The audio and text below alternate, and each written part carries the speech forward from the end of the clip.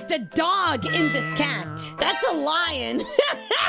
If I see the dog like that, my next move is to lay down on the floor and just accept reality. Hi, today we are reacting to dogs that can send you to dog backwards. These are the dogs that would take the leash off and walk you. No, I don't believe that this is an actual dog this big. What dog is this big? What kind of dog? His head is as big as her body. I've said it before, but one way to see how a guy's mind works is to ask him, what's the biggest animal you could beat in a fight? And if you want to see how highly he thinks of himself, ask him, what's the biggest dog he could take down? Now, in their defense, there's over 350 breeds of dogs, and the average man is bodying most of them. Most dogs can't go band for band with the average man. That dog is all bark, no bite. Look at it.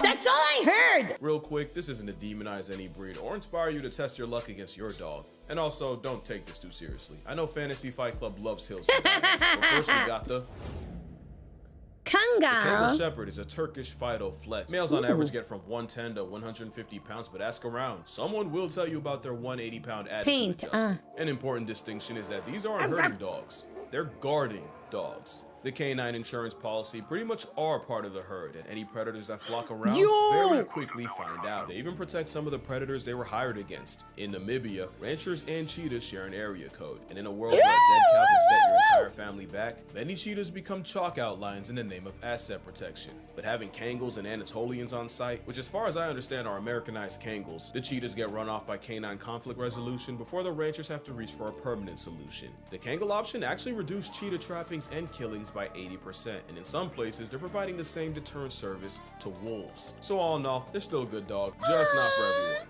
And not just because they need space, experience, and most importantly a purpose, they need discipline, because gentle parenting means Turkish Tank rips your arm out of the socket the first time he sees a squirrel. Ooh.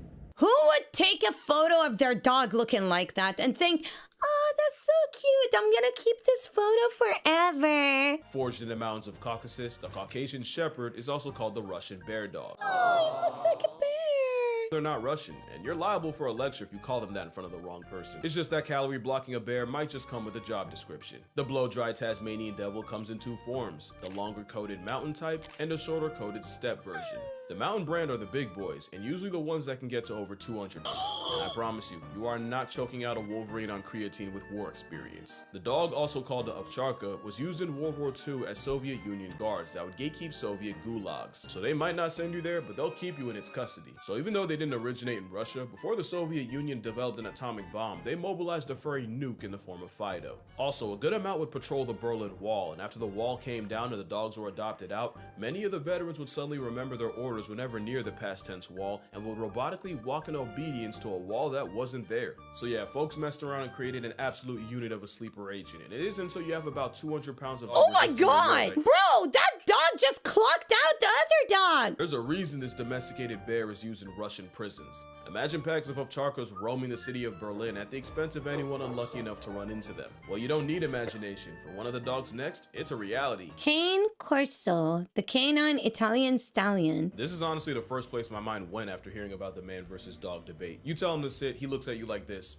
What is your next move? If I see the dog like that, my next move is to lay down on the floor and just accept reality. What is your vehicle of retribution? I pray it's not a rolled up newspaper. He's gonna make you a small section of the next one. Latin is like a linguistic black light that tells the full story of a word, and when you shine it on Cane Corso, canis is dog, and corso or cohors refers to guard, specifically a military guard dog. Corsos, or actually corsi, are kind of the guard dog, and they're descended from ancient Roman war dogs known as Canis pugnax. For Corsi, the Italian Mastiff would attack enemy lines in battle with buckets of flaming, scalding hot oil strapped to their backs. Fun fact, in my culture, cani is the name of a spice you put on dishes, and to me it's all good, but to someone who's never had it before or doesn't know how to handle it, it can be an overseasoned assault on the senses. Same story with the uber black of dogs. Handle them wrong and they're a one-way trip straight to Valhalla.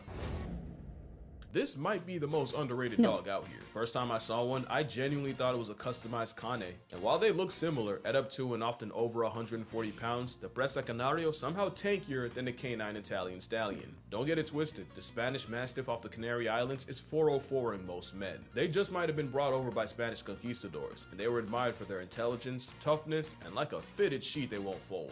but they were also bred specifically to exterminate wild or stray dogs. And that's something I'm gonna touch on later, because LGDs like Ovchakas, they're not meant to murk predators, just discourage them.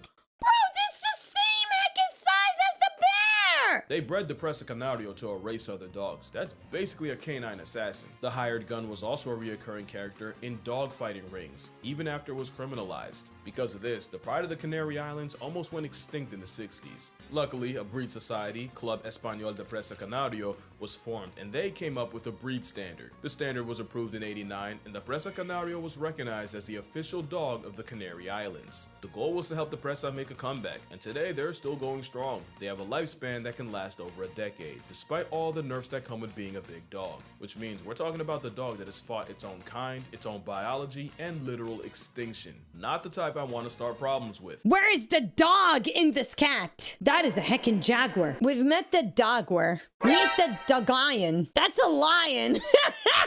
Once upon a time, a zoo in China caught heat for trying to pass off a dog as an African lion. I knew it! I knew it! Oh, it didn't last long, and they were for sure wrong, but when you squint at a Tibetan Mastiff, you see their inspiration. This wolfy mammoth is one of the oldest dog breeds alive, and they were used to protect Buddhist monasteries and Tibetan monks from apex threats like wolves, bears, and snow leopards. Traditionally, the hound of the Himalayas would sleep all day and patrol the villages at night, so if you take in a Tibetan Mastiff, you may find their habits nocturnal. They're built different. I'm talking genetically sequenced abnormally. Oh my god, that's a big Tibetan doge. Mastiffs were bred with Tibetan wolves because the dogs have a special protein that helps red blood cells carry oxygen 50% more efficiently. This mutation does not appear in other dogs, but you do see it in the Tibetan subspecies of gray wolf, which is why the sentient hair salon pile can survive such a high altitude. It's not hard to see how a full-grown literal Clifford can send wolves running. And that's what I wanted to mention. These are guardian dogs, not attack dogs. They don't want you dead necessarily, just gone. They're not out here looking for smoke, and if you have one, you'll find that the most dangerous thing about them is the constant slaughtering can be a slip hazard. But there's a catch. The Tibetan Mastiff wasn't just insurance, they were a status symbol, especially in China. One named Big Splash sold for $1.5 million, so they can ruin you physically and financially. The problem is, like all fads, the TM hype faded fast, and the outcome was more abandoned Mastiffs than anyone knew what to do with.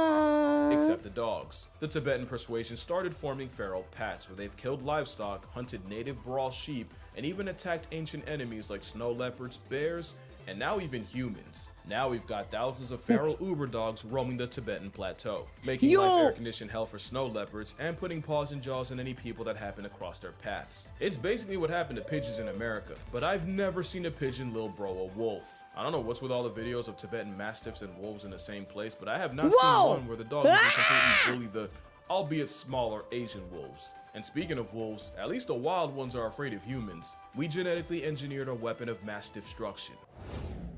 Boerboel. They were bred as a South African farm dog to protect the home against threats like leopards and even baboons. Ironically, it's the baboons I'm impressed by. You see, there's a lot of stories about this farmer dog, aura, as the kids say. There's one story of a Boerboel life-depriving 4 leopards in a row before losing to a 5th. Another story goes like this. The king of Albania gifted Alexander the Great a massive Boerboel, but when Alex tried to get the dog to hunt, the dog seemingly refused, so Mr. Macedon did the sensible thing and murked the dog for insolence. Until the king said the dog wasn't lazy, just bored, and that these dogs were meant to hunt big game, like elephant big. So apparently they sent a replacement, and this Boerboel won Alexander over after breaking a lion's back and forcing an elephant off a cliff. Do I believe it? Absolutely not, but it helps my narrative if I pretend I do. What is true is the same Boerboel that squares up with big cats and baboons also has the personality of a weighted blanket, unless you threaten their family, in which case they'll put you in an ashtray. They're basically a guard dog that got promoted and invited out to hunts, which is actually the opposite of the Rhodesian Ridgeback. Might seem like a token pick, but hear me out. They're the inverse of Boerboels. They were so good at hunting, they eventually got promoted to guards. With a max weight of like 120 pounds, the Ridgeback is the lightest dog in this video. They get the nod because they were used to hunt lions, along with the usual suspects like wild That little guy hunts lions? pigs and baboons. Now I should probably explain, when I say hunt lions, I don't mean these dogs are out here giving Simba the belt to butt. There isn't a dog alive that can beat a lion. No dog exists that can 1v1 a bear. The best way I can explain it is these wolves mobbing a black bear and basically escorting him away from their pups hidden in the grass. Rhodesians more so keep the lion in one place, which is arguably just as impressive. It takes a lot of intelligence to pin a predator 5 times your size, and yeah, Ridgebacks are creepily smart. Ask around, some will even say they're human. And that's a level of intelligence I'm not trying to deal with. One thing I do love is a dog that went against literal lions is also mad sensitive. They do not respond well to harshness, and you unironically have to watch how you talk to them because they will take it personally. They're basically gifted teenagers. They're not for the discipline, so you better keep it positive. Dogo Argentino! You know, I almost forgot to mention the Dogo Argentino. A mistake that would have been. Basically, a teenager in the 1920s unlocked free will and decided to create the best possible hunter dog. He took traits like the scent tracking of a pointer, the height of a Great Dane, and the boxer's overall athleticism, and crossbred them with the now extinct Cordoba fighting dog. Eventually, he created an Argentinian Mastiff, and to prove its strength, he pitted his dog against a wild boar and a mountain lion, gladiator style. Only the dog made it out. And I wouldn't even believe that if it wasn't for the story of Morocho, the Dogo Argentino, allegedly killing a puma to save his 2 humans. A puma? Allegedly, because I'm not entirely sure it's true. I still can't see one soloing a healthy mountain lion, but the narrative has been set. So W Morocho. They might not be the biggest, but it's an explosive cannonball of a canine athlete that could overwhelm a grown man on the right day. They're tough enough to endure hours of trekking through rough terrain and still have enough juice to wrestle an animal 3 times its size. But if I ever saw this in an alley, my soul would auto-connect to the Wi-Fi in the sky. Now that's really Me too! By now, you probably recognize the pattern. If a dog was bred as a livestock guardian in the mountains, it's likely the last dog you ever want issues with. And that is everything the Central Asian Shepherd dog is. The CAS, or Alibi, is another LGD spawning from Central Asia, and one of the few dogs that could honestly be confused with a polar bear. And while most of the dogs here are a matter of speculation and my personal bias, with the symbol of canine country strength often weighing over 200 pounds, a full-grown specimen motivated by malicious intent would dismantle an able-bodied man. And as one of the oldest dogs, humans didn't really do that much to breed them. They were honestly bred more by the harsh environment than anything. Just an overall unit of everything a dog can be, and likely the biggest dog most people have never heard of. Holy heck, this opened my eyes on type of dogs that there are. I thought most dogs were just cute little things. Thank you for watching. Bye-bye.